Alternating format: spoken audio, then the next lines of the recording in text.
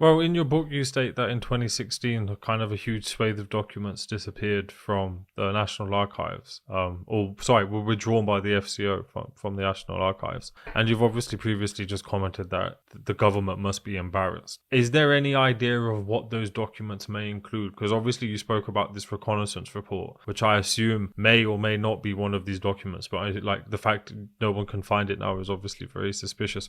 But is there any idea of what these other documents could be, or is it essentially we have to wait and see if they ever kind of see the light of day? I think we have to see, really. I think the big thing is the reconnaissance report that mysteriously disappeared, and that would show what they did, these SAS people in the Golden Temple before the attack, what advice they'd given to the Indian government in terms of arms, logistics, helicopters, and so forth. Did they even suggest bringing in the tanks, which eventually happened? Did they pinpoint certain sacred sites? Did they look at the Sikh library, which was burnt after the attack? So there's various things that we do not know, and until we see that report, we can't really, um, presume what's in there. There may be other reports investigations that they may have carried out. We simply don't know. But what we do know that they did dispatch the SES, and what they've said to date is that they just advised the Indian government. They did not, they weren't part of the planning for, of the attack on the Golden Temple. It was more to do with advice than anything else. So your book was obviously published in 2017, and it's obviously now been almost 5 years since, well, probably over 5 years actually. Has more come to light, or has there been something that, since you published it, you've come across and has either added to the narrative or changed the narrative or in some way? So that's really interesting because when it was published, and you probably know it wasn't just published here in the West, but also in India by an Indian publisher. And it was warmly received by lots of people. And I was quite struck and surprised that that had happened. Um, so there is a body of people in India of all faiths who know what happened. They were there. Many of them did protect Sikhs. Many of them have been part of the campaign to get justice right across Sikhs, Indian society. So that's the first thing that I think it sort of brought home a lot of the memories that they had already had, but weren't actually put down on paper. Um, so that I think is really important. Since the publication, obviously, Sajjan Kumar has been convicted and he's in prison for life. So that happened about 2 years after my publication. Um, there have been few cases, but the bigger thing that, again, my book is trying to and did highlight is the whole narrative. We still have the issue of the narrative being the riot that's peddled not just by the officialdom, but also by the media, both in India and internationally. They can't see above the riot narrative. And I think that's something that I'm keen to, bring forth to people generally, that we really need to name the crime properly. This wasn't spontaneous. This was organized. This was targeted. This was premeditated. And the thing about genocide is you need to have intent.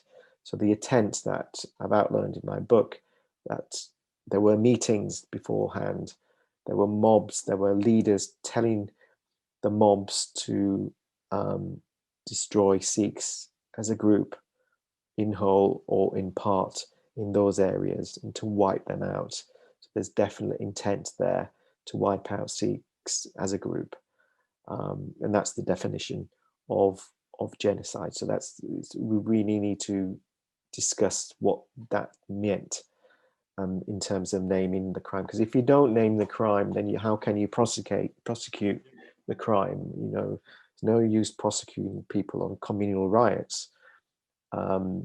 This is something very different.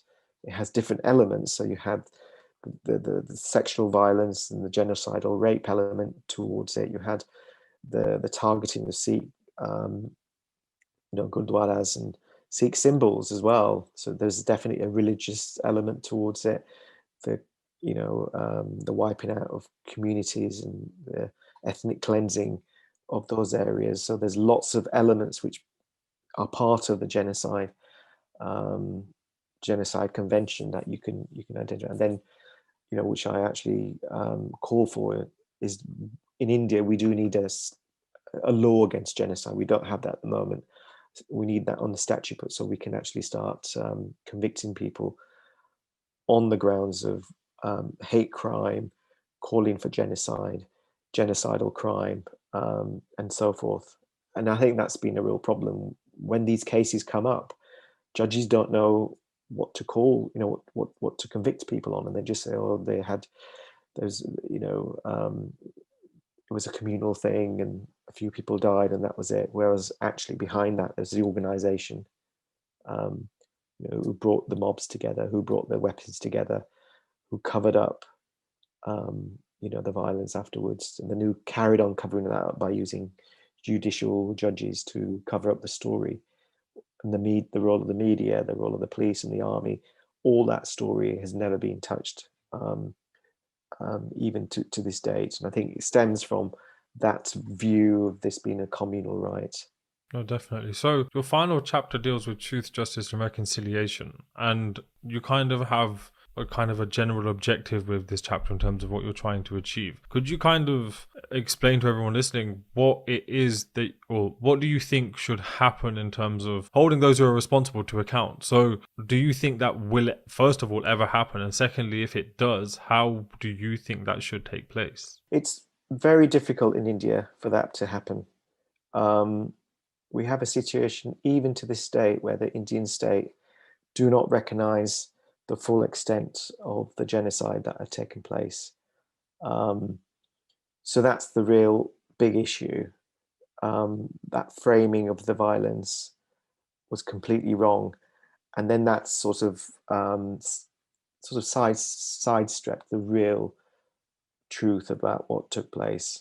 The Indian government and the states, rather than just apologizing, they really need to be accountable of what took place. And in terms of Congress, they need to open their books on this. They know a lot more than they say. So yeah, there's first of all we need accountability. We need the powers to be the civil service, the judges, judiciary, police, army, all to put their hands up and say, this happened on our watch, and segments of our organizations were involved. So that's the first thing that needs to take place.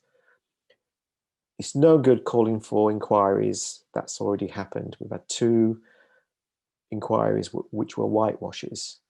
And, I do call upon groups, Sikh groups, do not call for inquiries, because inquiries are government led.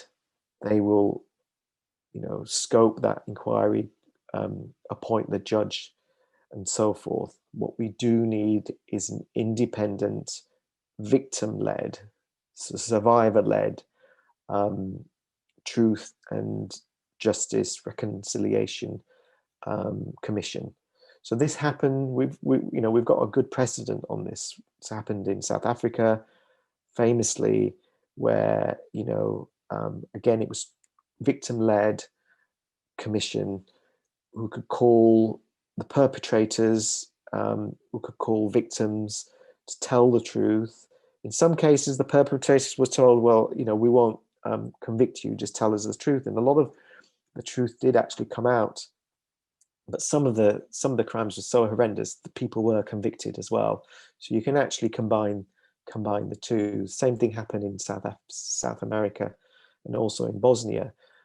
So we really need to frame this so that the victims lead the justice and reconciliation, not the state, because the state was involved. So that's the first thing. So once you've done that, then you can start creating safe spaces for Sikhs to actually come out, the victims, the survivors, the women, to have a safe space to talk about the rapes that had taken place. That's never been out. Um, and there's two reasons for that. One, the state covered it up. So when some of the doctors went in to take testimonies, the government doctors, they were all men, and they completely covered it up.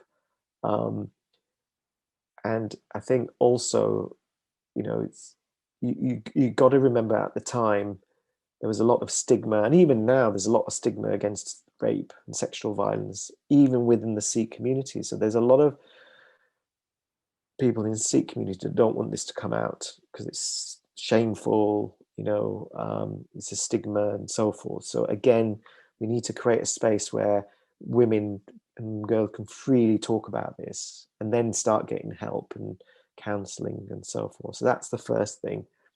And then we can start looking at the various other things that we can look at: genocide law, how we actually start convicting people, and so forth. So there's various things that we can do, that we've learned from South Africa and South America, that we can now bring to India. But it will only happen when we have a government who's going to say, yes, this happened on the government's watch in 1984. We're not just sorry. So back 20, I think it was 10 years ago, when Dr. Manmohan Singh apologized, and then that was it. Yeah. Apology is nothing without accountability and justice. So we've got the apology, now we need accountability and then the justice, and that's what's missing.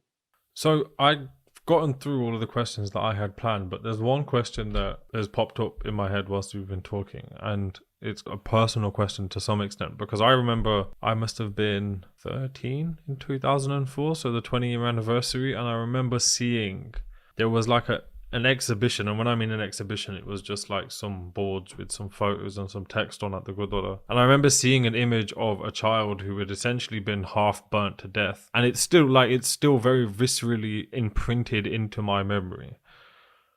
And even whilst we've been talking about this, it's quite a heavy subject, and I'm sure people listening to this are probably finding it similarly quite heavy. What was the personal impact on you when you're going through all of this research, you're visiting these areas, you're talking to survivors, and there's also obviously a personal connection, not just in terms of religion or connection to the country, but also your family is firsthand involved in this. What is the impact, and how have you been able to deal with that? Initially, when it happened, it was a shock, and for years afterwards, and I think you probably get a sense from maybe your parents and grandparents that the shock materialized into a lot of emotion, particularly with that generation. So when you look at what happened afterwards, the marches, it was very emotional. It wasn't coordinated as much as it could have been. Obviously, there's a language issue at the time. So that was one thing. But I think with me, because I was based here rather than India, it was far easier for me to step back, look at the totality of what's taking place. Even though when I went to India, it was quite emotional. I was involved in some of the human aspects, but the fact that I wasn't living there day to day kind of gave me an advantage to try and tell the truth in a more kind of independent and not completely divorced of the of what took place, but then I didn't allow it to overwhelm me completely, because I think if I'd lived there, I wouldn't have been able to do this. It would have been so overwhelming. I'd probably be too emotional. Whereas I think detachment helps. And also the fact that I've grown up in the West, in the shadow of the Holocaust, the shadow of Bosnia and genocide. Srebrenica, which is for me a very good comparison. Srebrenica happened in 1992, the killing of 8,000 Muslim men and boys by the Serb forces, and that's a sort of a number I've sort of at least 8,000 Sikhs I think were killed in India, particularly northern India. So I think to kind of target that actually this was not comparable to the Holocaust, millions dead, but it was in the thousands. You could call it a small genocide, a genocidal massacre that had taken place. So I think me being detached and me also doing other things in my life, I'm very much into running, cycling. I'm a swimmer. I'm actually a swim teacher now, so I could kind of get out of not just 84 when I wanted to, because when it became too heavy, but also get out of the community, because up until point of my book being published, a lot of our community kept this story within the four walls of the Gurdwara. They never, very rarely, brought it out to the wider community in India and also in the West. It became very insular and inward looking when what we needed is to bring it out. So therefore my involvement in my union, the National Union of Journalists, so I campaigned for a good 10 years up to my publication, pushing motions in support of the victims in two of our conferences in the NUJ, my involvement also raising this in the Labour Party as well, and other human rights groups sort of helped me, I think. Whereas I think if I was in the community, I think it would have been too overwhelming. No, definitely. Well, we've got to the end of all of the questions, including the ones that have just popped up along the way. So I obviously first have to say thank you for taking the time for doing this. I obviously just want to double check that we've gone over everything, or if there's anything you wanted to include. And if so, obviously feel free to kind of let me know. But if not, then obviously I can only just say thank you for doing the book. I definitely think if people haven't read it, they certainly should do. It's a really comprehensive and very extensive story of what happened. It's very detailed, and I think it gives you all of the relevant information. And equally, it's not a heavy... Let me rephrase that. It's heavy in terms of the emotional impact, because it does get quite difficult. But in terms of actually to read through it, it's a very easy read in terms of its readability. So thank you for your time. Thanks for having me, Owen. So you've made it to the end of another podcast episode. I hope you learned a lot from this. Don't forget to like, comment and subscribe, as it means a lot more than you can imagine. If you wish to take your support even further, please consider becoming a YouTube member or joining our Patreon via the links in our description. Next month's podcast will be with BBC Antiques Roadshow arms and armour expert Ranjit Singh. Play the trailer. So I knew you were going to ask me this question. So what I've done, I've taken an object from my current inventory, but actually trying to not be biased here, it is the most exciting and interesting object I've ever found. I'm going to take my ring off and my gudar as well. Controversial taking my gudar. That's right, it's right here. I'm going to put a glove on. And my hand will reappear shortly. You're not about to just break out into a Michael Jackson. No? Yeah, I might have some white socks and black loafers on under there. Sequined socks, right? No. So here it is. Oh, wow. So this is a barganak.